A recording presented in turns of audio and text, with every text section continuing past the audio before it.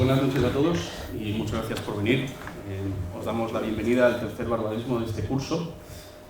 Un encuentro más, el tercero, ¿no?, de una serie de encuentros en el que pretendemos invitar a las familias del colegio, a los profesores, amigos, vecinos y a nuestros alumnos más mayores. Nuestros encuentros pretenden ser un ámbito de diálogo con todo lo positivo que hay en un mundo que muchas veces no comprendemos, ¿no? Ese es el motivo por el que hemos invitado a quien me acompañan hoy, porque son, creo, una gran ayuda para entender este mundo en constante cambio. En Barbarismos, esta serie de encuentros, ¿no?, que ya cumple su segundo año en esta segunda edición, pretendemos tocar un poco todas las áreas, ¿no?, como si fueran los quesitos de un trivial, ¿no? Y obedece un poco al libro de Alessandro Barico, en el que él afirma pues, que es un mundo en constante cambio y que lanzarse a conclusiones apresuradas puede ser más perjudicial que beneficioso. Me acompañan hoy Belén Becerril, profesora titular de Derecho de la Unión Europea en la Universidad de San Pablo CEU, miembro del Consejo del Real Instituto Elcano y vicepresidenta de la Fundación Análisis de Política Exterior.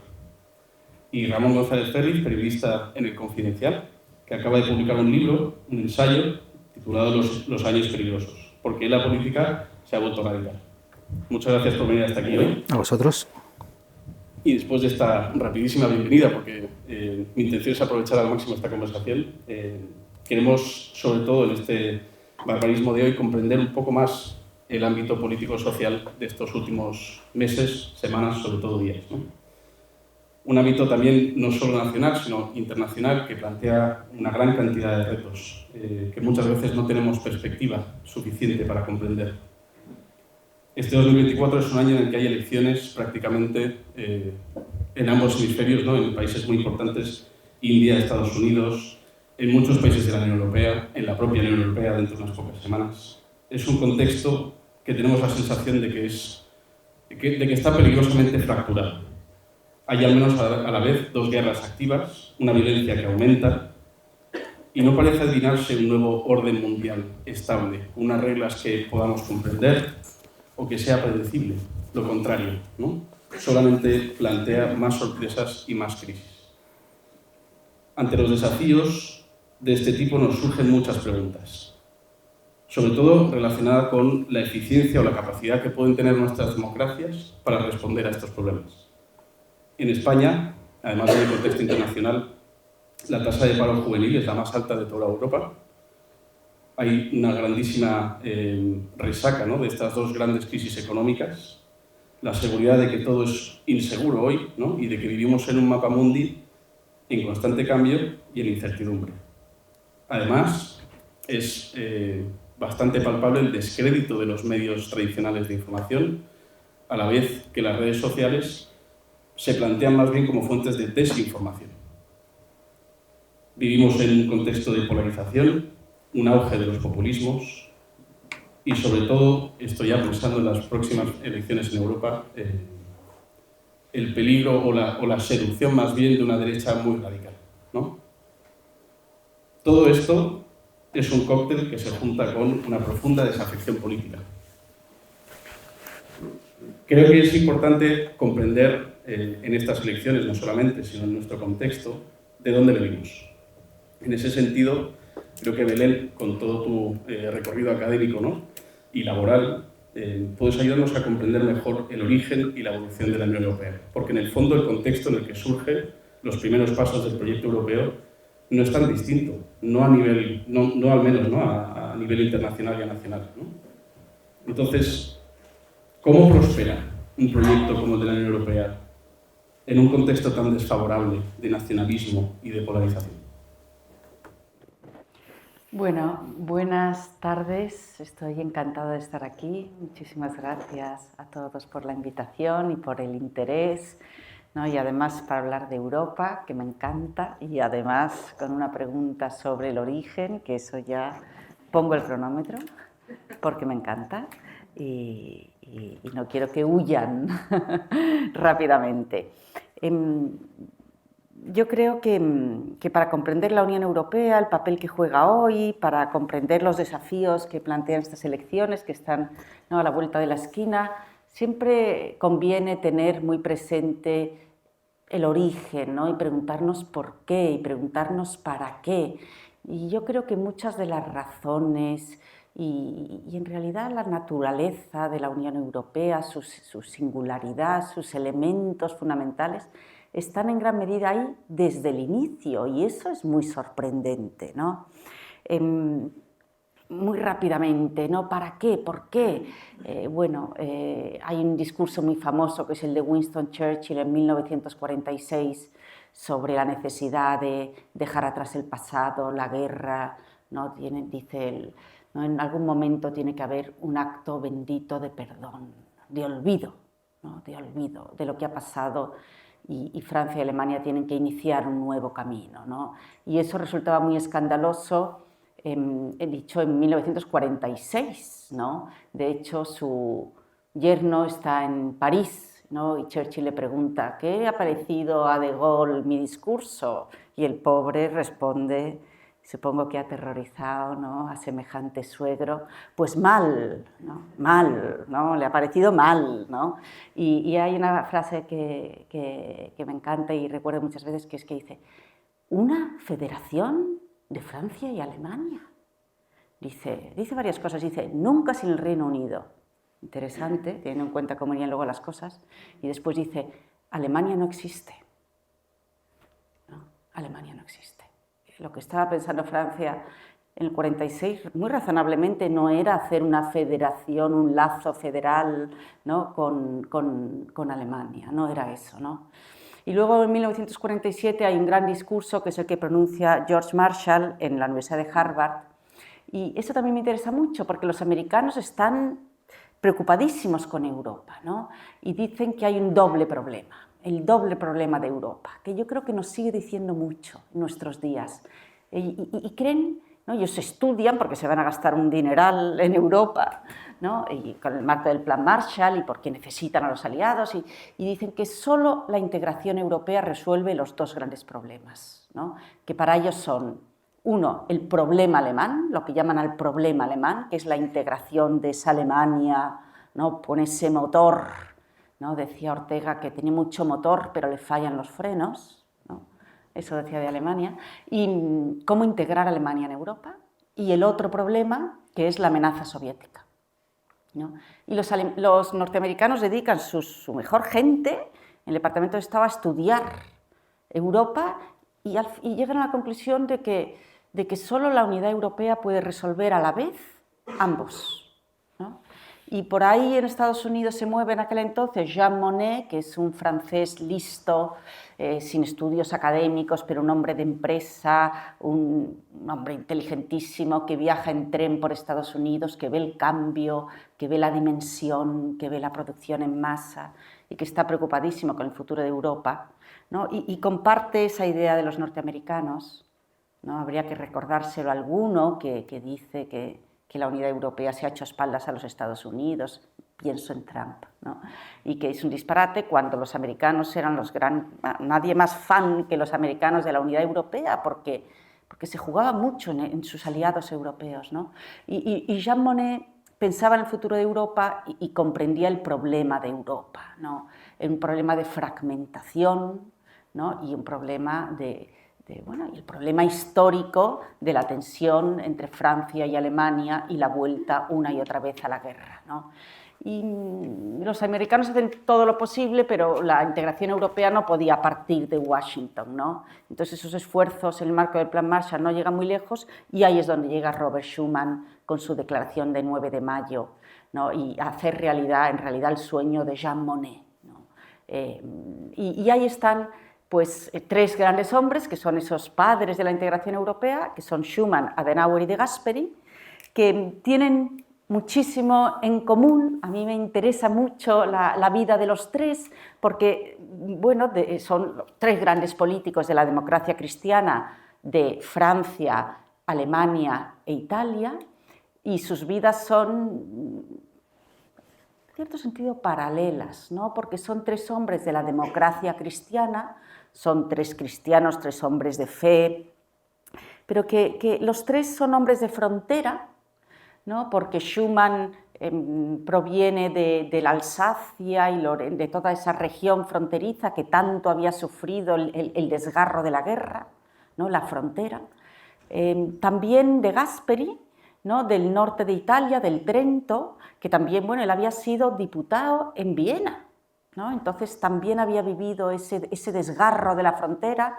Y Konrad Adenauer, que es un alemán, pero de Colonia, había sido alcalde de Colonia y bueno, había vivido en la Primera Guerra Mundial el paso de tropas hacia el frente y bueno, toda esa región también, pues un enorme sufrimiento, ¿no? Y los tres sueñan con la reconciliación, ¿no? Los tres habían huido y habían estado escondidos durante la guerra, salvan el pellejo de milagro, y las tres historias son increíbles, se esconden en los monasterios, bueno, y salvan la vida. Los tres habían resistido, ¿no? A la Alemania nazi, al fascismo en Italia, de Gasperi. Los tres habían estado o en los campos o habían escapado a los campos y a un traslado a los campos. Los tres habían trabajado con refugiados, ¿no? Lo cual yo creo que también dice mucho de ese sufrimiento de la frontera, y tenían esa voluntad de reconciliación. Y luego algo que me encanta, que los tres se entienden, los tres crean esa confianza y hablan en alemán. Y eso es muy interesante porque, ¿no? Los tres negocian la nueva Europa, el sueño de la unidad, en la lengua de los vencidos, ¿no? Porque Adenauer, ese sí, no hablaba más que alemán, ¿no? Los otros, claro, Schumann era también hay una parte alemana en Schumann, ¿no? Y francesa. Él era abogado, tenía clientes alemanes y clientes franceses y él, ¿no? Él quería un espacio para todos, ¿no? Y lo mismo de Gasperi, que también era totalmente bilingüe, hablaba italiano y hablaba alemán igualmente y amaba la cultura alemana. Entonces ninguno de ellos quería la revancha, sino la reconciliación. Ya surge ese proyecto de unidad europea, al principio como algo muy concreto, pero luego, y esto es lo último, llevo 7 minutos, me quedan 2, que ese sueño europeo que se dibuja en los años 50, para mí es sorprendente porque hay una enorme estabilidad. Yo creo que si ellos volviesen y mirarían esta Unión Europea impresionados, ¿no? Realmente es impresionante el camino recorrido en extensión, ¿no? De esos 6 estados fundadores. De hecho, Monnet pensaba al principio que serían solo Francia y Alemania. ¿Qué dirían de estos 27, ¿no? Y a las puertas otros, ¿no?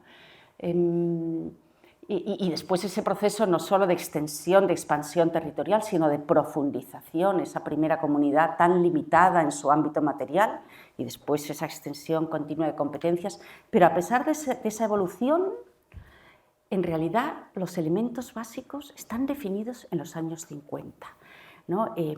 Esa vocación supranacional, la palabra federal está ahí en la declaración de Schuman de 9 de mayo del 50, ¿no? Esa vocación federal está ahí. El proceso siempre tuvo esa vocación, esa mirada a largo plazo. El objetivo siempre fue la unidad europea, nunca meramente económico, aunque durante muchos años se centrase en la economía. Siempre fue más allá, siempre fue el objetivo la paz y la integración, la federación, para hacer una guerra totalmente imposible, ¿no? Un escenario de libre circulación, de aproximación entre los ciudadanos, entre las empresas, ¿no? Porque la libre circulación de mercancías, después de servicios, todo eso también iba de la vida empresarial. Monnet vendía coñac y entendía cómo las empresas podían jugar un papel para aproximar a las personas. Y luego, si miramos un poco el sistema que ellos imaginaron, ahí estaba una institución común, potente, fuerte, que no hay en otras organizaciones internacionales, una Comisión Europea en busca del interés general, un Consejo donde estarían los gobiernos, pero que no tendrían que tomar todas las decisiones por unanimidad, sino que podrían en muchos temas decidir por mayoría para que fuese eficaz. Y por lo tanto se requería ya esa cierta cesión de poder, de soberanía de cada gobierno, porque los gobiernos iban a estar en mayoría en muchos temas cuando se aplicase, que llevaría sus años, esa regla de la mayoría, pero asumían el riesgo de quedar en minoría, un día en una votación, ¿no? Un tribunal de justicia potente, un parlamento que representase con el tiempo cada vez en mayor medida a los ciudadanos. En realidad a mí me sorprende la estabilidad, ¿no?, de ese sistema institucional desde los años 50 hasta aquí, porque hoy en día, ¿no?, y con esto ya mi último minuto pensando en las elecciones y en esta Europa de nuestros días, ¿no?, dicen algunos, Europa era un gran sueño, el sueño de los padres fundadores, pero eso se ha abandonado y esta Europa es totalmente distinta y es ajena a nosotras. A nosotros. A mí me sorprende, ¿no?, como decía, esos elementos de estabilidad, esa vocación política, de integración, ¿no?, está ahí desde el inicio, ¿no?, está ahí desde el inicio. Lo que quiero decir es que Europa no fue en sus primeros años un proyecto de cooperación entre los gobiernos, no solo intergubernamental, de soberanías potentes. Europa quiso ir más lejos desde el inicio. Ese fue el sueño de los padres fundadores.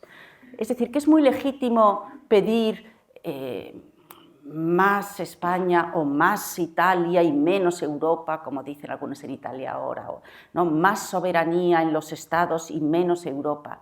Pero lo que yo creo que no puede hacerse es esa reivindicación en nombre de los padres fundadores, porque los padres fundadores nunca se quedaron en eso y la peculiaridad, la singularidad del proceso es esa vocación, ¿no?, esa ambición tan particular que yo creo que está ahí, ¿no?, desde el principio.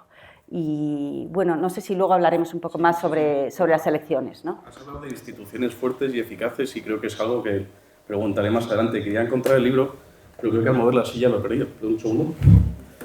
Que es el libro que has escrito, Ramón, ¿no?, que has publicado hace poco, Los años peligrosos, ¿por qué la política se ha vuelto radical? Me parece que sale al paso de lo que estabas diciendo, ¿no?, la inquietud que tienen muchos jóvenes, sobre todo con el creciente euroescepticismo, ¿no?, de si esa institución o esas instituciones europeas verdaderamente son eficaces, sobre todo con esas dos crisis económicas, ¿no?, que todavía arrastramos. Y en el libro tú, de hecho, mencionas, ¿no?, una serie de hitos, ¿no? La crisis financiera, Lehman Brothers, el Tea Party, el 15M, ¿no? Son un ejemplo quizá de esa crispación, de esa irritación y de la radicalización. Y a mí creo que me gustaría entender cómo nos hemos radicalizado, por qué nos hemos radicalizado. Yo creo que ante todo, gracias a todos por la invitación y por estar aquí. Yo creo que el origen, o buena parte del origen del lugar en el que estamos ahora, es la crisis financiera. Es decir, la crisis financiera viene después de los años 90, que culminan un poco el proceso que contaba Belén de formación de la Unión Europea, al Tratado de Maastricht. España se incorpora definitivamente, digamos, a Europa, al Tratado de Maastricht, al euro. Es un momento de gran optimismo en Europa después de la caída del comunismo, la sensación de que nuestro sistema es el correcto, de que la Unión Europea ha ganado esta batalla no solo de apaciguar a Alemania, sino de derrotar en cierta medida a la Unión Soviética, de modo que es un gran optimismo. La moneda única, que es un experimento casi sin precedentes, que se rompe con la crisis financiera. Y en la crisis financiera se produce algo que creo que debemos reconocer incluso la gente más ortodoxa, que es que se produce una crisis de confianza en las élites, que es una crisis legítima porque no es osado pensar que las élites han hecho algo mal, no solo para que se produzca la crisis financiera, en el caso español la burbuja inmobiliaria, sino en la gestión posterior. Si lo recordáis, la gestión de la crisis que se produce en Europa es lenta, es torpe, en parte por el proceso de decisiones, pero en parte también por la complejidad de solucionar una crisis económica en un país como España y como Grecia y en uno como Alemania, por decir algo. Entonces, esta crisis financiera y esta mala gestión de la crisis financiera, que dura muchísimo más que la gestión que se hace en Estados Unidos, produce una desconfianza en las élites que curiosamente produce una radicalización simétrica a izquierda y a derecha.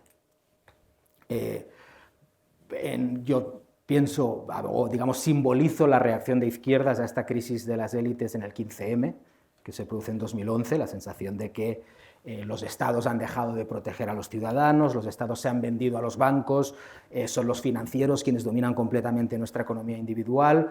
Es decir, una sensación de que la crisis quien la ha producido es la izquierda, perdón, es la derecha, es el neoliberalismo, y curiosamente desde la derecha se produce una interpretación casi simétrica, ¿no?, a esta. En 2013 nace Alternativa por Alemania, en 2013 nace Vox, en 2013 se convoca el referéndum de Brexit, y la interpretación que hace desde la derecha estos nuevos partidos es exactamente la contraria que hace la izquierda. El problema de la crisis es que los estados han crecido demasiado, se han perdido valores meritocráticos, el estado del bienestar lo que ha creado son unas sociedades aletargadas, poco acostumbradas digamos, al viejo trabajo de la vieja Europa, de los viejos valores, y a partir de ahí, entended que estoy simbolizando en dos momentos, pero obviamente es mucho más complejo.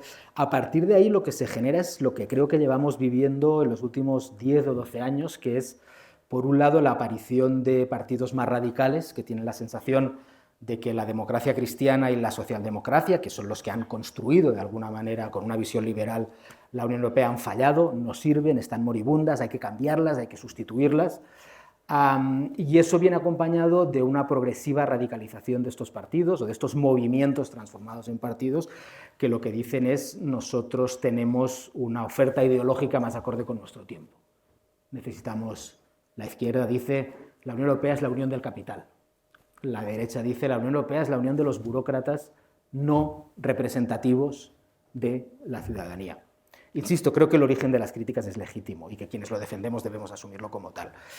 Y desde entonces lo que tenemos es una profunda fragmentación política en los países europeos. Lo que ha pasado en España no fue tan extraño de lo que pasó en el resto de Europa, de nuevos partidos, partidos que aparecen y desaparecen, un partido que parece que va a desaparecer de nuevo vuelve a ser el segundo en las encuestas. Es algo que ha pasado y donde ya no solo estamos discutiendo, hablaba antes Belén de la estabilidad no es dejar de discutir, es discutir quién manda y con qué programa.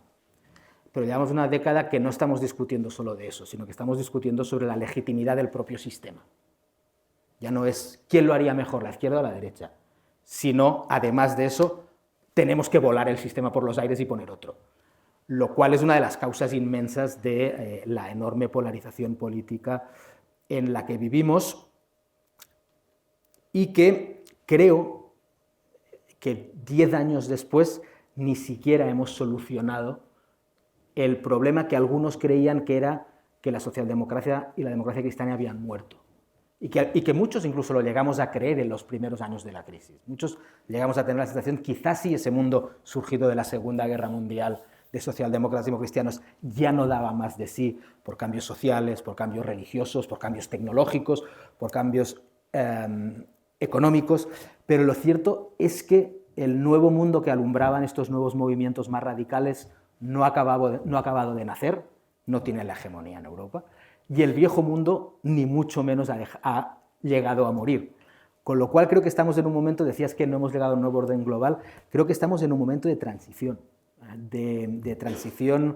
ideológica, en el cual, eso sí debo decirlo, igual que empezaba diciendo que creo que era legítimo pensar que las élites europeas habían cometido muchos errores, en el que creo, en este periodo de transición hacia un nuevo orden, la Unión Europea ha demostrado capacidad de reacción y ha hecho mejor las cosas en los últimos años de este periodo que en los primeros años de este periodo. Y creo que incluso quienes son euroescépticos o quienes creen que querrían otra Europa, que es legítimo, aunque creo que equivocado, se han dado cuenta de que muchos de nuestros problemas ya solo se pueden solucionar desde una entidad del tamaño de la Unión Europea.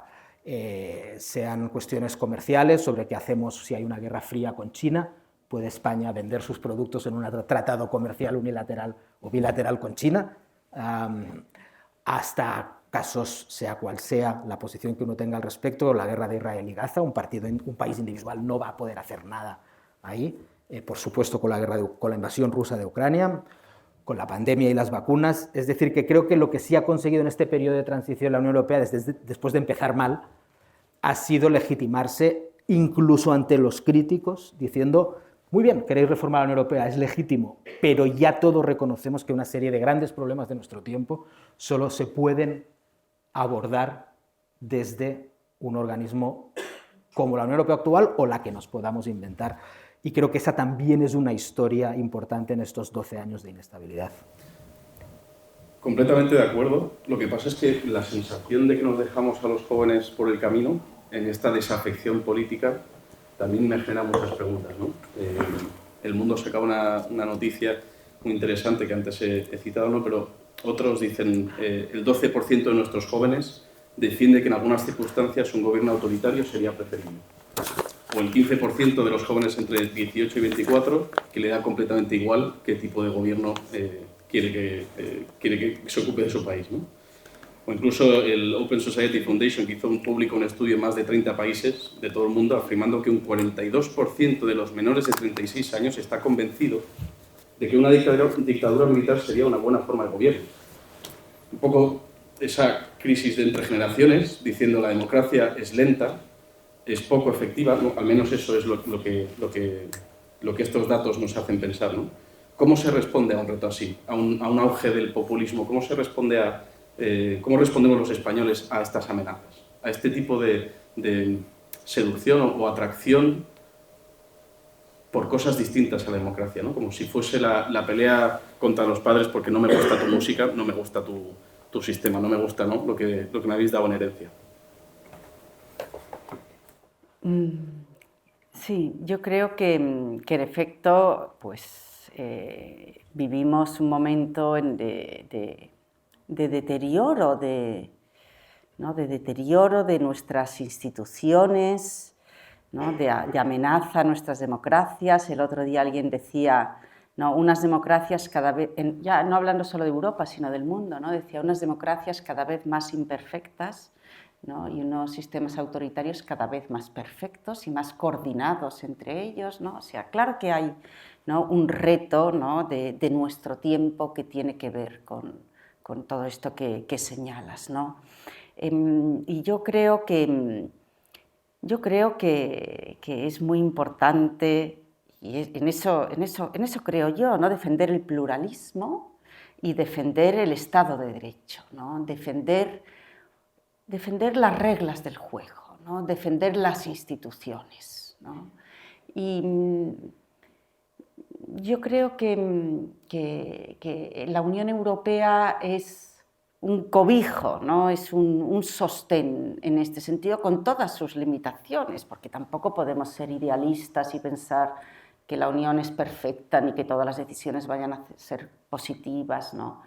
Pero pensando en España, yo creo que España necesita Europa, ¿no? Y ya no solo económicamente o los años de la transición, políticamente, en cierta medida, sino ese sostén que nos da ese marco, ¿no? para la defensa del Estado de Derecho, porque a mí se me hace imposible pensar, ¿no? que la democracia esté, ¿no? en juego, ¿no? en el sentido de que los ciudadanos votemos, podamos elegir a nuestros líderes, pero en cambio el Estado de Derecho es un elemento más débil, ¿no? Mucho Estado de Derecho, ¿qué es eso, no? Eso de, ¿no? la privacidad de la ley, la independencia de los tribunales, a algunos jóvenes y no tan jóvenes puede parecerles pues un tecnicismo, una cosa de juristas, ¿no? Y sin embargo, yo creo que allí nos jugamos todo, ¿no? Nos jugamos todo. Y creo que el marco de la Unión Europea pues, nos ofrece pues, cierto cobijo, ¿no?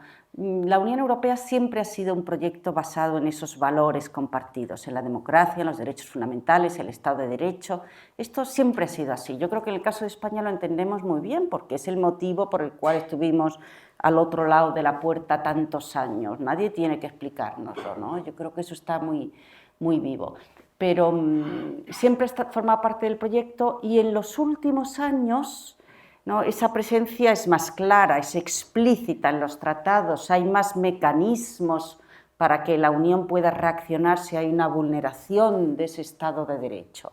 Esto empieza a tener más relieve cuando se hace la gran ampliación a los estados de Europa Central y Oriental. Porque, claro, Europa Occidental mira de reojo esas jóvenes democracias y hay una duda ahí sobre si van a resistir este embate hacia el Estado de Derecho, de la polarización creciente, ¿no? Y en los últimos años hemos visto una enorme tensión entre las instituciones europeas, ¿no? Y es verdad, algunos de esos estados. Es verdad que el primero fue Austria, la primera vez que las instituciones europeas se plantearon no reaccionar, utilizar esos mecanismos para responder, ¿no? a esa deriva, es nada menos que en Austria, ¿no? Qué sorpresa, ¿no? Pero después es verdad que vinieron Polonia y vino Hungría, y yo creo que hoy en día los Estados europeos, ninguno está totalmente a salvo de esta amenaza, ¿no?, de la polarización y del deterioro de las reglas del juego, ¿no?, y del Estado de Derecho. Pero que afortunadamente a los 27 Estados miembros, pues la Unión nos da, ¿no?, cierto cobijo y tiene ciertos mecanismos que permiten reaccionar cuando se vulneran gravemente esos valores compartidos. Y bueno, al final es que la propia Unión Europea es sobre todo un espacio, ¿no?, unas reglas del juego, ¿no?, aceptadas por todos, ¿no?, para que, como vosotros explicabais muy bien, los Estados europeos podamos hacer juntos lo que individualmente ya en nuestro tiempo pues resulta muy difícil, ¿no?, para cada uno de esos miembros. No sé si te he respondido, Nikos. Sí. Una pregunta difícil, ¿eh? Yo creo que estaba implícito en la primera intervención de Belén, que es que el proyecto europeo se construye sobre la memoria del horror, es decir, la absoluta estupefacción de lo que ha sucedido en la Segunda Guerra Mundial.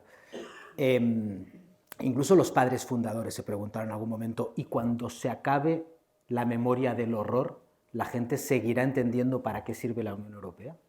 Es decir, cuando se haya ido el fantasma de la guerra, porque todos dábamos por sentado, al menos Ucrania, que en Europa, o al menos desde Yugoslavia, que no iba a haber guerras.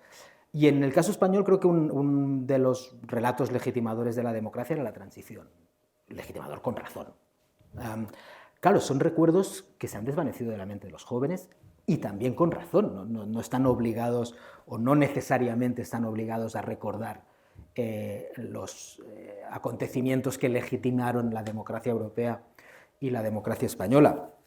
Y eso me parece que es al menos una parte de la crisis de legitimidad de la democracia en Europa, ¿no? El no recordar de que no hicimos esto porque fuera estupendo para el libre comercio, que también, sino que era estupendo para evitar guerras y evitar dictaduras. Las dos cosas son reales, pero esta segunda también es importante. Entonces, cuando se desvanece ese recuerdo, me parece que es normal que en parte se desvanezca. Y luego, el tema de los jóvenes que decías, y esto, digamos, ya no soy sospechoso de seguir siendo joven, pero es que Europa hace políticas para viejos. Las políticas españolas, sobre todo, están enormemente sesgadas fiscalmente hacia la gente mayor. No pasa nada, es una decisión política completamente legítima. Los españoles parecen estar muy contentos con ello. Mis padres ganan más dinero que la mayoría de españoles sin trabajar. Está muy bien, es legítimo y parece que es una decisión de todos los partidos, pero debemos de entender también que tenemos la mayor tasa de desempleo juvenil y subimos un 8,5% las pensiones máximas. Insisto, perfectamente legítimo, pero si luego los jóvenes se enfadan un poco, tampoco tenemos que exclamarnos. ¿Cómo lo arreglamos? Un político o un comentarista político tradicional te habría dicho con políticas de crecimiento. Hagamos cosas para crecer al 4,5%, que la tarta sea más grande, que toquemos más a repartir entre todos, así los jóvenes tendrán trabajo, se podrán comprar una casa y podrán fundar una familia. Pero creo que parte de nuestro desconcierto, Belén, no sé si estás de acuerdo, es que ya no sabemos si esa respuesta sirve. Es decir, el crecimiento económico, que era una respuesta que dábamos a todos nuestros problemas, con razón, ya no sirve, o nuestro grado de desafección va más allá de la economía, que no va tan mal. O es una desafección que viene de cosas que es mucho más difícil incluso abordar políticamente, como es la sensación de vulnerabilidad de algunas identidades, la sensación de agotamiento de unos valores, la profunda desconfianza en las élites. Eso es muy difícil de reconstruir políticamente. Yo no sé cómo se hace. Pero la pregunta es si todavía conocemos o tenemos las herramientas que tradicionalmente Europa ha concebido para disminuir el desapego, que era la memoria, que era la paz y que era el crecimiento y la prosperidad. Herramientas que además no solo es de puertas para adentro. Tenemos una guerra en Europa, no europea, ¿no? Tenemos ahí Rusia invadiendo a Ucrania, que implica quizá una subida de un 2% en el gasto militar, ¿no?, en el PIB en cada uno de los países. Que nos hace esta pregunta, efectivamente, no solo si hacia adentro, sino hacia afuera, sabiendo que el 72% de la población mundial, ¿no?, el informe de Bertelsmann publicado hace un mes, habla del 72% de la población mundial viviendo bajo formas de gobierno autoritarias, ¿no? Europa sería capaz, o es capaz, no solo de, a nivel interno, rescatar esos valores, sino también a nivel externo, proyectarlos y, más importante todavía, defenderlos.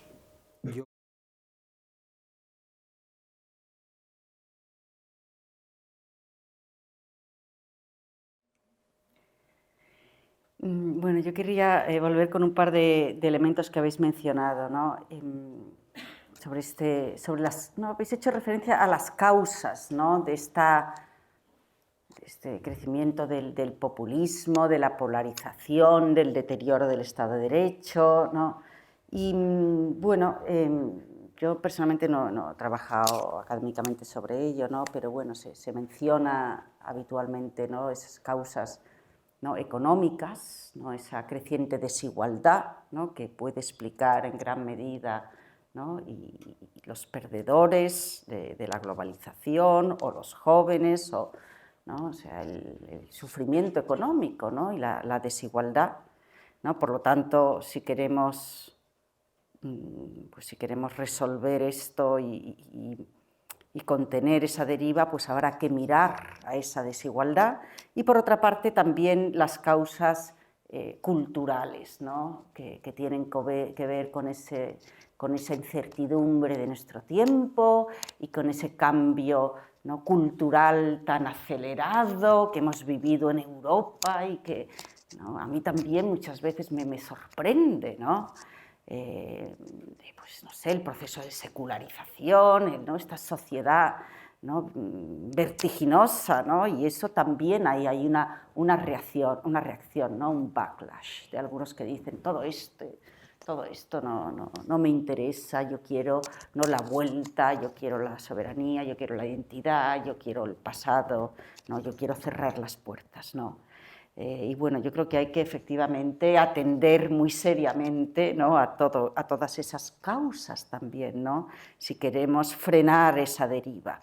Y luego también habéis hablado sobre euroescepticismo, ¿no? Efectivamente, yo creo que los años de la crisis financiera, los años de la crisis de refugiados, hay Europa impotente. Yo, como jurista, siempre recuerdo las limitadísimas competencias que la Unión Europea tenía en todo eso, pero a los ciudadanos les da igual. Ellos dicen, bueno, hemos creado esto para que nos dé respuesta, ¿no?, a los retos de nuestro tiempo. No vale ahora decir, es que son competencias nacionales. Los ciudadanos ven problemas transnacionales y miran a Bruselas y esperan una respuesta y no la encontraron.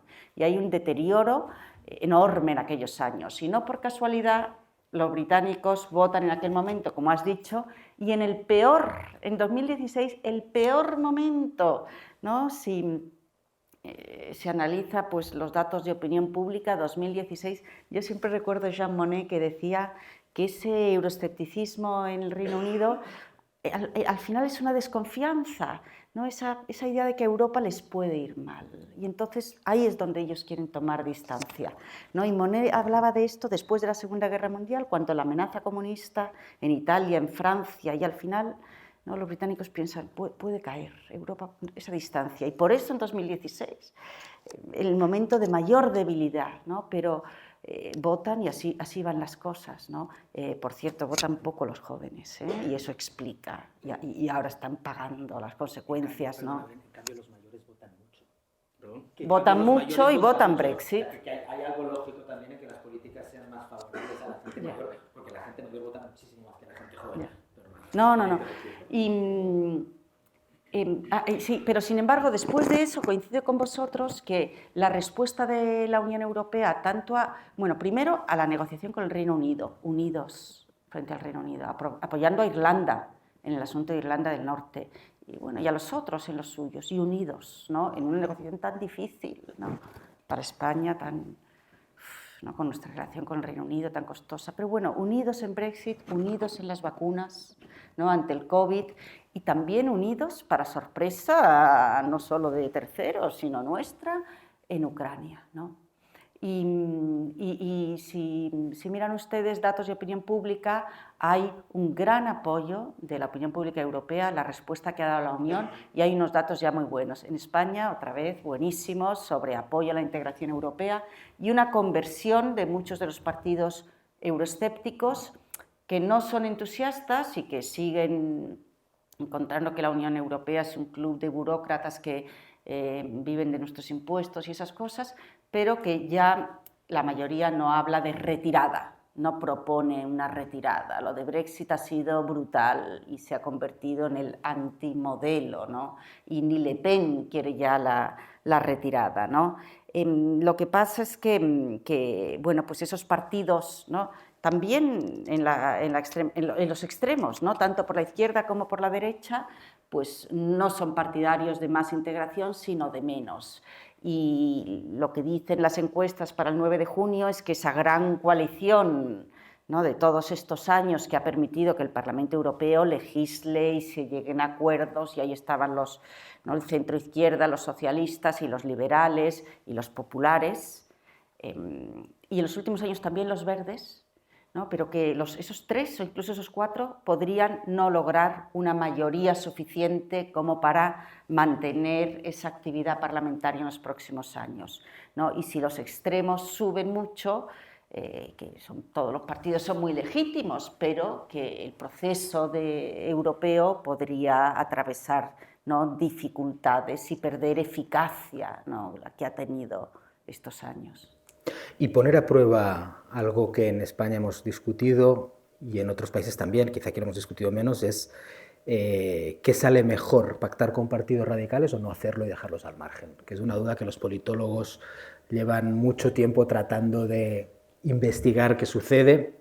No solo es una cuestión de eficacia, sino también de moral, pero estamos viendo que en la mayor parte de Europa, no en España, donde nunca hubo vetos del PSOE a Podemos ni del PP a Vox, siempre desde el principio estuvieron dispuestos a colaborar, digamos, cada uno con su partido más pequeño, pero en Europa no era tanto así y está empezando a ser así. Es decir, hoy se ha sabido, o ayer se supo, que en Holanda habrá un gobierno de la derecha radical con partidos conservadores. En Alemania, en las elecciones que hay después del verano, para algunos Länder, el centro derecha tradicional está diciendo que pues, a lo mejor tiene que cooperar con Alternativa por Alemania a nivel local. En Francia incluso una parte de la derecha tradicional está hablando de que hay que dejar de demonizar a Le Pen y, como decía Belén, esa pregunta también se la hará la derecha tradicional en el Parlamento Europeo. ¿Está bien cooperar con el grupo que representa, digamos, básicamente Meloni y Vox? ¿O es mejor mantener una gran coalición como la que había ahora, que yo creo que es, digamos, un ideal para alguien como yo, que haya una coalición centrista, pero que también molesta a mucha gente de la derecha, ¿no? Entonces va a ser una de las cosas que vamos a descubrir. Sí. Eso es una gran pregunta también, porque las democracias, en democracia la verdad es colaborativa, ¿no?, como política. Esa aseveración funciona también con aquellos que van contra el sistema. Esta semana, precisamente, después de unas elecciones importantes, ¿no?, el domingo, surge la pregunta, ¿no?, de, bueno, ¿conversamos? ¿Con quién conversamos? Es una pregunta legítima. Yo tengo mis preferencias morales, que ni siquiera tengo claras. Mis preferencias morales es hacer todo lo posible para rehuir el radicalismo. Y al mismo tiempo tengo el instinto de que, por un lado, todo representante del pueblo es igualmente legítimo y que a lo mejor obligarles a tener responsabilidades hace que demuestre que son muy malos políticos. Pero no es una preferencia que vaya a intentar venderles a ustedes. No lo tengo nada claro. ¿Tú qué opinas, Belén? Me vais a hacer todas las preguntas difíciles y además no he respondido a la de la política exterior. Sí, pues a mí me gusta mucho hablar de pluralismo, ¿no? Y escuchaba esta mañana a Ignatieff, que ha recibido el Premio Príncipe de Asturias y que ha pronunciado una conferencia en la Fundación Ramón Areces, ¿no? Y y él habla mucho de Estados Unidos, ¿no? Y se ve la enorme preocupación, ¿no? Y les ha achacado a ambos partidos acusar, ¿no? Y poner en riesgo la idea de la democracia, decir que la democracia se juega en las urnas, ¿no? Solo si ganamos nosotros se salva la democracia, ¿no? Y en eso ha sido muy duro y muy crítico, ¿no? Y yo creo que tiene mucha razón, ¿no? Y bueno, yo creo que el reto es las reglas del juego, ¿no? El Estado de Derecho, y que ahí es donde necesitamos una ciudadanía, ¿no? Alzando la voz y no admitiendo el atraco por parte de nadie, ¿no? No se puede admitir el atraco, lo que es la ruptura de las reglas del juego, ¿no? La no sumisión a la ley y la captura de los tribunales, ¿no? Y yo, pues, como además soy profesora de Derecho, trato de transmitir esto a mis estudiantes, ¿no? Que tienen que alzar la voz, ¿no? Cuando se produce ese atraco de nuestros días, lo haga quien lo haga, ¿no? Sea Polonia, el gobierno de Polonia anterior, o sea el gobierno húngaro, o sean los gobiernos de izquierda también, ¿no? Y reclamar a esos partidos, ¿no? Más populistas que respeten el límite, ¿no? Pero es que realmente yo miro a la Unión Europea y esa deriva es muy fuerte en los extremos, pero los partidos mainstream no están libres de nada, no están libres de nada. También me preocupa, ¿no? Y así consigo hacerme muy antipática a todos. Voy a relanzar, porque lo has sacado tú, ¿eh? Hablabas de las reglas del juego. Y las reglas del juego de la Unión Europea es que la guerra no es una forma de relación entre Estados, ¿no? Eso de puertas para adentro queda claro en el proceso de integración y está en el ADN, ¿no? En cualquier democracia.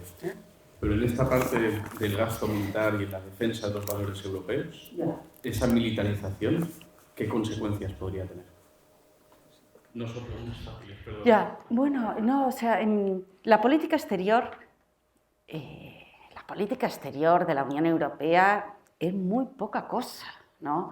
O sea, tenemos, ¿no? Lo que tenemos es una voluntad, un sueño de tener una política exterior, pero en realidad hasta ahora no ha existido porque los Estados miembros han preferido reservar su competencia en política exterior, ¿no? Y al final lo que hacen es cooperar, ¿no? Pero prefieren mantener su propia política exterior. Y esto lo hemos visto todas estas décadas, ¿no? Entonces, cualquier decisión en política exterior requiere la unanimidad, ¿no? Que es tanto como decir que no tenemos política exterior o que la tenemos cuando los 27 gobiernos están de acuerdo. Los 27 de acuerdo, ¿no? Entonces, con esas herramientas tan endebles, la sorpresa ha sido que los gobiernos hayan estado juntos y unidos, ¿no? en relación con Ucrania, ¿no? Y bueno, eso ha requerido convencer a los reticentes, y en el caso de Ucrania el gobierno más alejado ha sido Hungría todos estos años, ¿por qué no decirlo, ¿no? El que se ha resistido, ¿no? A los distintos paquetes de sanciones a Rusia, ¿no? Entonces, la política exterior de la Unión Europea, otra cosa es el comercio. La Unión es un gran actor comercial y ahí votamos por mayoría y la Comisión es potente.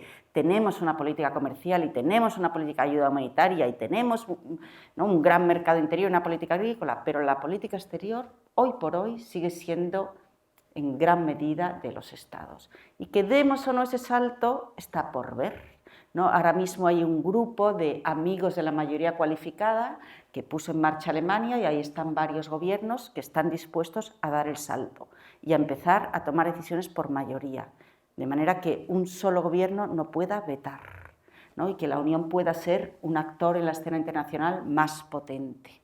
Y eso podría hacerse incluso sin cambio de los tratados, pero requeriría que todos los Estados estén de acuerdo, ¿no? Y si eso es política exterior, ¿qué decir de defensa? Un ejército europeo, eso hoy por hoy es ciencia ficción, ¿no?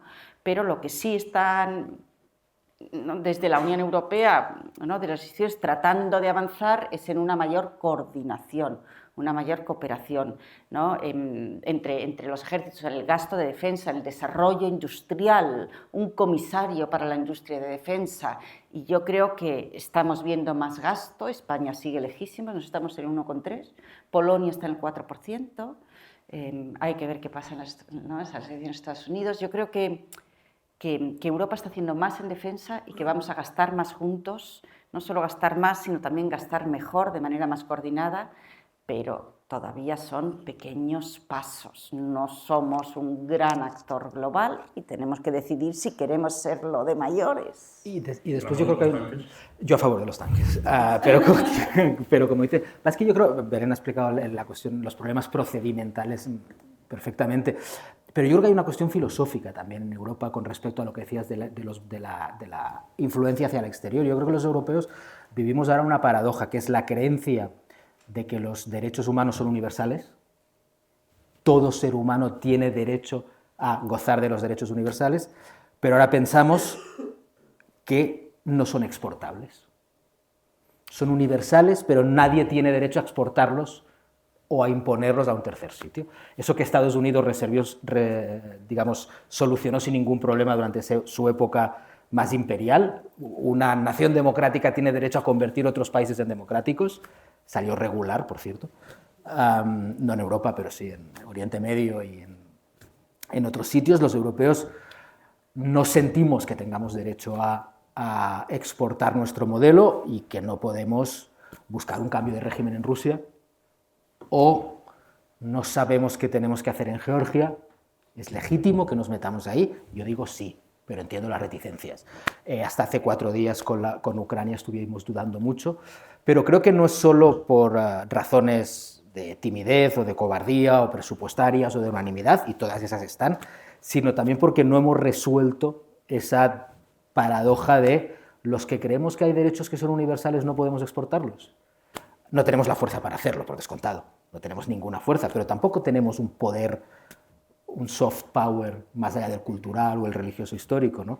De modo que me temo que aun cuando tuviéramos un ejército, y yo deseo de verdad que lo tengamos porque creo que estamos un poco asediados y que vamos a estarlo un poco más en términos no físicos, no necesariamente, aunque sí en el caso de Rusia, pero sí en términos geopolíticos desde China, y quién sabemos qué va a pasar con Estados Unidos si gobierna Trump, o incluso otros que son igualmente aislacionistas, aunque sean menos beligerantes retóricamente. Creo que sí debemos tener capacidad de defensa, pero creo que nuestra duda existencial seguirá existiendo. Quería terminar, si os parece bien, con una pregunta que vas a hacer tú, que es la última del libro. ¿Será el nuevo mundo que está surgiendo necesariamente más autoritario, menos libre, más controlado y menos plural?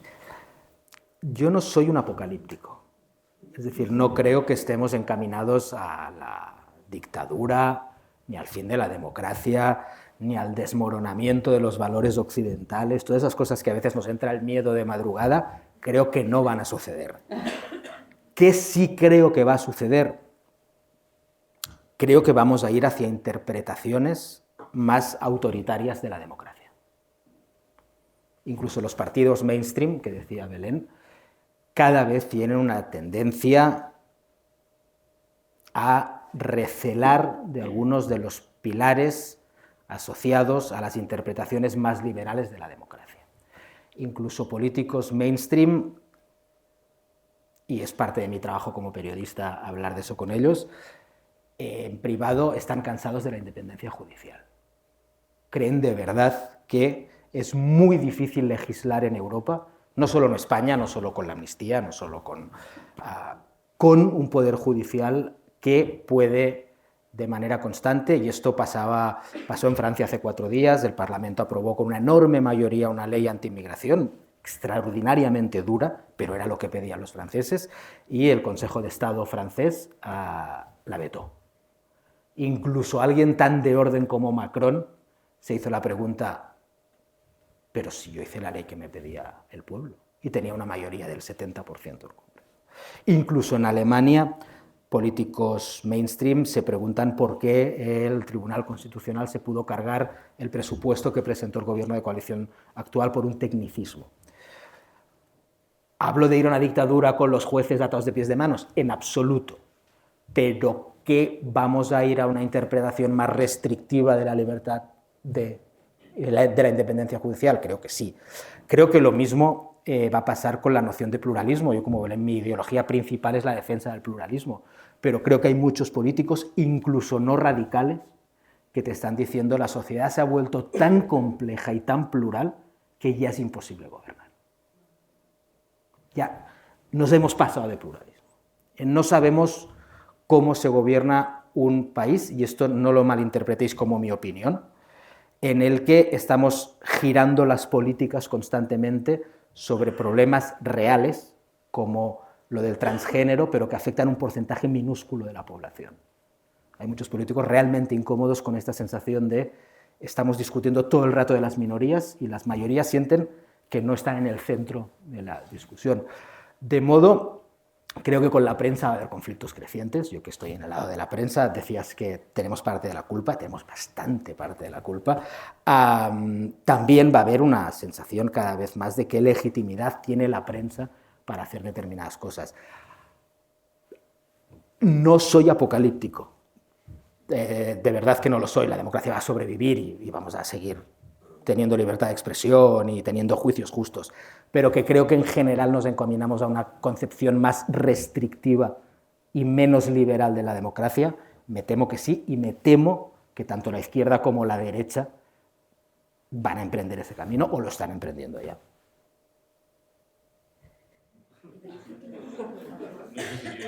Por favor, añade algo, Belén, que estos señores no me van a volver a invitar. No, me resulta muy convincente lo que tú dices. Y yo terminaría con algo también optimista, ¿no? Sobre la unidad europea, ¿no? Yo creo que, que claro que son muchos los retos y hay mucho escepticismo, pero como tú has dicho, no veo ninguna alternativa. No veo ninguna alternativa.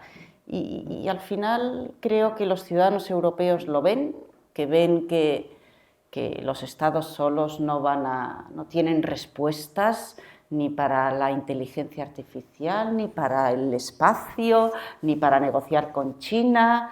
Y creo que eso nos da a los europeos una oportunidad, ¿no?, para afrontar el futuro mejor, ¿no?, todas nuestras limitaciones y nuestro peso decreciente en el mundo, que todas nuestras dificultades no nos impidan mirar con un poco de distancia y ver cómo en los últimos años Europa, sin prisa pero sin pausa, pierde peso demográfico. No sé si somos el 7% de la población mundial, 7, ¿no? Claro, pero es que sí, pero ¿de dónde venimos, no? ¿Y dónde estamos? Y lo mismo en términos económicos, ¿no? Nuestra pérdida relativa de peso, ¿no? Y yo siempre recomiendo mucho leer a Emilio Lamo de Espinosa, que lleva años alertando sobre este peso decreciente de Europa, y eso es una realidad, ¿no? Y yo creo que los europeos lo ven, y esa realidad deja pocas alternativas al camino de la unidad europea, y con todas las dificultades, esta Europa es una unión de valores, y esta Europa y estas instituciones europeas han contribuido a sostener en estos tiempos de amenaza, a sostener esos estados de derecho, ¿no? Con sus limitaciones y no tanto como quisiéramos, ¿no? pero ha contribuido, ¿no? Hemos visto muchas veces, ¿no? Hemos visto el papel de la Comisión, ¿no?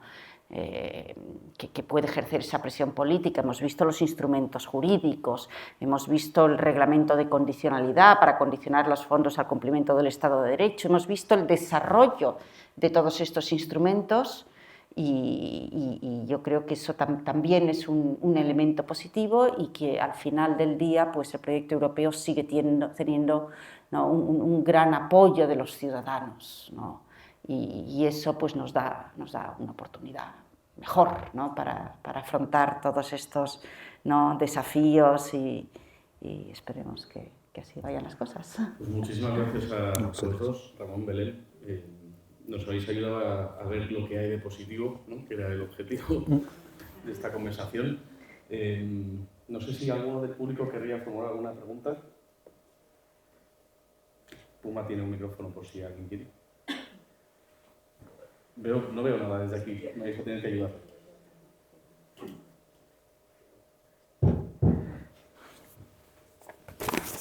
Yo tengo una pregunta un poco bárbara. Yo soy profesor del colegio, me he contribuido a la disminución de la estadística como casi como Miguel, pero hablabais del horror después de la Segunda Guerra Mundial y me surgía a mí el pensamiento de los campos de concentración. Y yo ahora como adulto, como profesor, aunque defiendo la tecnología, veo un gran campo de desconcentración. Absolutamente. Donde estamos como el burro detrás de la zanahoria. Y no pienso sobre la sociedad, pienso en mi casa, en mis hijos, ¿no? Que están viendo una serie y luego la siguiente serie. O sea, están como continuamente de satisfacción. Pero en matemáticas hay una cosa que es que puedes sumar infinitos números, pero no da infinito. Entonces veo como que la sociedad está como buscando una continua satisfacción en cosas que es imposible que logren, ¿no? Y cuando hablabais del trabajo común, por ejemplo, con el COVID, toda la sociedad europea se movió, y toda la sociedad mundial, para buscar una solución a algo que era objetivamente malo, no se podía morir. Y sin embargo veo como una deriva en la que nuestros jóvenes, ¿no?, ya no quieren leer, no se apasionan por la literatura, por el arte, por el conocimiento.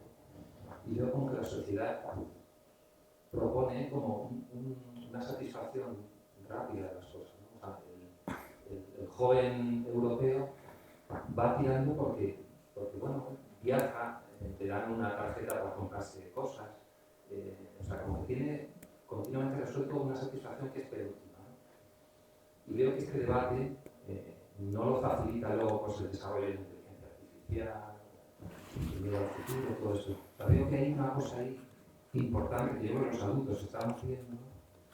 Como, no sé, el mayo del 68, yo no lo conozco mucho, porque ya vi después, ¿no? Pero esos jóvenes leían, tenían una pasión por los años, y en el 15, no sé, tampoco entiendo mucho, pero no veo ahí una profundidad filosófica ni nada de eso. ¿Qué opináis de esto?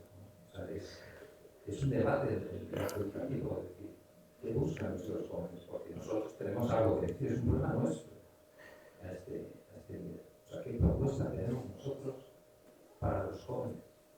Que les ofrecemos eso como grandes oportunidades de una felicidad que están haciendo. Es una pregunta también difícil.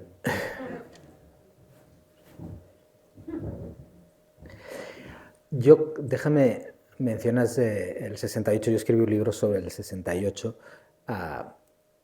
Entonces yo todavía podía argumentar que yo era joven, era discutible, pero todavía estaba en la frontera. Y lo que sí tengo claro es que hemos convertido en la sensación de que los jóvenes del momento tienen valores menos sólidos o tienen actitudes más hedonistas, lo hacemos todas las generaciones. Es decir, creo que los profesores lo sabéis mejor que yo, no pretendo, pero los periodistas siempre decimos, es que los jóvenes no leen el periódico, sin darnos cuenta de que nosotros cuando éramos jóvenes tampoco leíamos el periódico, empezamos a leerlo de algo mayores. Es decir, que creo que hemos convertido en la insatisfacción hacia la juventud en algo propio de nuestras sociedades, que repetimos a cada generación. Y dicho esto, sí me parece que tenemos la sensación entre todos, por motivos distintos, de que los humanos hemos dejado de controlar la tecnología y que la tecnología casi ha cobrado vida propia y escapa de nuestro control, ¿no? de que ni siquiera los ingenieros de YouTube que programan el algoritmo acaban de entender por qué le ponen al niño el siguiente vídeo cuando ha terminado el anterior. Pero la cosa es que el niño quiere seguir viéndolo.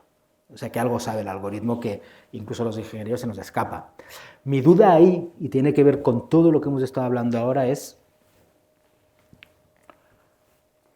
si eso lo podemos arreglar con regulación gubernamental. Y creo que es uno de los mayores miedos cada vez que yo veo a un gobierno o a la propia Comisión Europea hablando de regular la inteligencia artificial, de regular los algoritmos, de regular la tecnología, de regular lo que se dice en las redes sociales. Creo que es una ambición legítima, pero me da mucho miedo, y es uno de mis miedos reales, ahí sí soy un poco apocalíptico, en que lo convirtamos en censura. Me da miedo de verdad que los gobiernos, cuando... Creo que hay cosas evidentes, es decir, que la Unión Europea diga que la inteligencia artificial en Europa no puede utilizar el reconocimiento facial para determinadas cosas, lo aplaudo, no tengo ninguna duda al respecto. Pero me da miedo de verdad, entiendo que es legítimo, pero me da miedo que los gobiernos se pongan a regular la tecnología porque temo que eso sea una forma de censura. Pero tampoco tengo una respuesta muy... Claro, poco puedo decir desde el derecho de la Unión Europea, semejante pregunta difícil, pero en realidad que me interesa muchísimo, muchísimo, ¿no? Y yo soy profesora y lo veo en la universidad, o sea, veo a muchos chicos jóvenes con problemas que hace 15 años no eran tan frecuentes.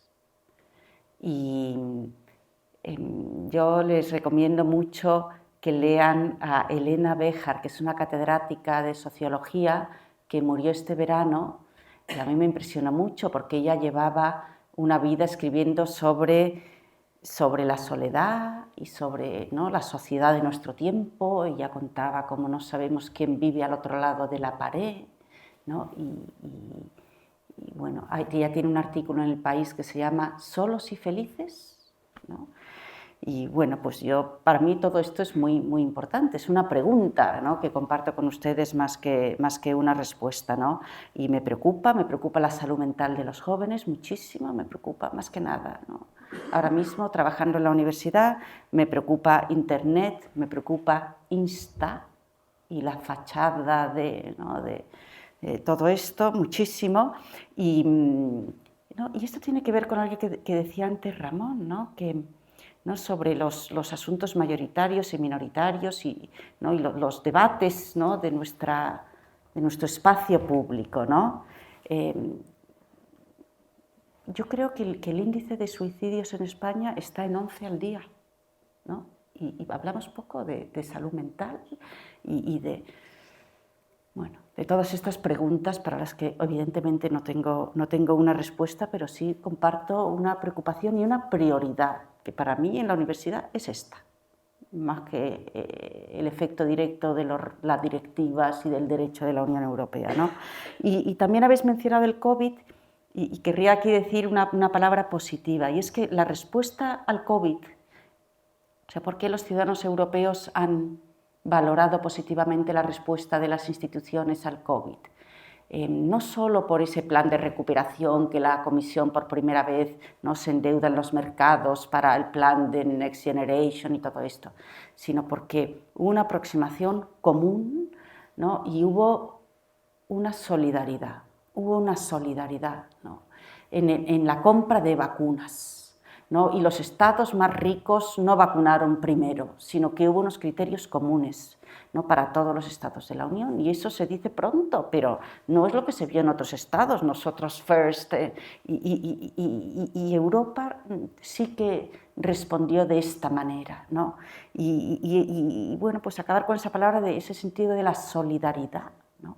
Que eso es muy Schuman también. Schuman todo el tiempo hablaba de crear primero una solidaridad de hecho, ¿no?, y lazos entre las personas, ¿no?, y las empresas, y bueno, pues esa llamada a la solidaridad, ¿no? Y sobre la inteligencia artificial que mencionabais, que se ha llegado a un acuerdo recientemente en la Unión Europea para una norma, ¿no? Y decía el otro día Charles Powell en una conferencia: fantástico la Unión Europea, que somos los primeros en regularla, que no inventarla, porque donde se está, ¿no?, investigando, invirtiendo es en China y en los Estados Unidos, pero nosotros la regulamos, ¿no? Está muy bien este efecto Bruselas, la regulación, pero también tenemos que ser capaces de innovar y de crecer, ¿no?, y de invertir y de pensar en la solidaridad y en fin, muchas cosas. No sé si hay tiempo para una pregunta más, una rápida. A ver si puede ser breve. O sea, las reglas del juego del Estado de Derecho, o sea, yo creo que tiene mucho que ver con la defensa de los derechos fundamentales. O sea, será una forma de poner entonces, que claro, yo creo que pudiera cometer un Estado o una protección europea, ¿no? Claro, cuando acaba su libro sobre los tipos peligrosos, entonces se plantea como pregunta: ¿estamos abocados a que en un futuro el peso del Estado será mayor y que entonces todas estas reglas de juego, este Estado de Derecho, que es un juego de equilibrios y contrapesos, vaya a unos? O sea, yo lo que sí veo, porque no hace mucho veía Marta Cartales, que es una constitucionalista italiana, y hablaba un poco de los peligros, lo que significa esa expansión y esa extensión, la generación de nuevos derechos fundamentales. Que llega un momento que es imposible. O sea, llega un momento que eso se convierte en una complicación para gobernar. ¿Por qué? Porque no estás hablando de los derechos que todos habíamos reconocido y admitido. Estás hablando de que ahora resulta que cualquier cosa se termina por elevar a la categoría de derecho fundamental y además termina siendo utilizada, por ejemplo, para tumbar una ley. Pero en Francia, igual que se ha tumbado una ley que ha perdido el 70%, también se ha elevado a la categoría de derecho fundamental el derecho a votar, por ejemplo. Entonces tú dices, no sé, o sea, yo veo que ahí verdaderamente estamos en una encrucijada donde es que no sé de dónde va a salir. O sea, se ve el abuso de un contrapeso, se ve el abuso del otro, se ve la necesidad de gobernar. Entonces, por ahí, solo esa pregunta queda abierta, no hay nada que se vislumbre, que arroje claridad. Yo creo que sí, algo se vislumbra, y en esto creo que también hay mucho consenso en que sí, el peso del Estado va a crecer. Es decir, el Estado, hay un consenso ahora que va desde Donald Trump hasta Podemos, y lo digo en serio, en creer menos en el libre comercio, en creer que hay que proteger más a la ciudadanía con gasto público, en poner más aranceles a las importaciones, creo que la era de un Estado relativamente pequeño, que nunca ha sido del todo pequeño, pero creo que ahora hay un convencimiento de que el Estado tiene que ser grande para hacer políticas industriales, como decía Belén, cosa que hace unos años se ponían las manos en la cabeza si decías que querías hacer políticas industriales. Me temo que sí, que el Estado va a crecer el porcentaje del PIB. Digamos, el papel del Estado dentro de la economía y dentro de nuestras vidas va a crecer. Belén, estaba bien lo que mencionaba de la regulación de la inteligencia artificial, porque hace unos años, ahora no sé si está tan de moda, pero un libro que triunfó mucho en Bruselas era uno que sostenía que Europa era una potencia regulatoria. Era una potencia regulatoria porque Europa, como todos los mercados querían entrar en Europa, al final lo que regulaba la Unión Europea lo acababa cumpliendo todo el mundo. Y por lo tanto eres un superpoder. Pero claro, como decía Belén, es un superpoder regular, pero si lo que regulamos es la tecnología que hacen terceros o los coches que hacen terceros, es un problema. Y con respecto a la independencia judicial, me remito a lo que decía antes. Yo creo que es una tendencia global. Antes hablaba de Europa, pero acuérdese de que en el caso del Brexit, un periódico de derechas puso a los jueces del Tribunal Constitucional británico en la portada del periódico y les llamó enemigos del pueblo. Recuerden que antes de la guerra de Gaza, el gran plan del gobierno de Netanyahu era quitarle competencias al Tribunal Supremo israelí, que es una de las instituciones más cerebradas de la democracia israelí, porque se entrometía en los planes del gobierno israelí todo el rato. No creo que sea, digamos, la reunificación de los tres poderes, ¿no? Ni mucho menos, pero sí me temo que sin catastrofismos vamos hacia eso, y como decía Belén también, creo que la Unión Europea es de quien medio nos puede defender de estos procesos, como hizo en Polonia, que fue el caso más extremo, nos puede ayudar a conservar una cierta independencia de los poderes judiciales, pero me temo que no solo el mundo que usted pinta es bastante real, sino que creo que la gente lo quiere. La gente, me temo que quiere más poderes para los presidentes. En Estados Unidos estamos discutiendo si un expresidente puede cometer delitos y ser inviolable. Estamos teniendo esta conversación ahora en el siglo XXI. la gente, incluso los parlamentos, ¿no? Siempre habíamos creído que el giro autoritario de los gobiernos se producía por un presidente autocrático, pero ahora son los propios parlamentos quienes están votando a favor de poderes autocráticos de muchos presidentes. De modo que sin ver el apocalipsis, sí creo que los gobiernos van a crecer más y sí creo que van a tener restricciones un poquito más autoritarias a la democracia. Veo que he vuelto a elevar el ánimo.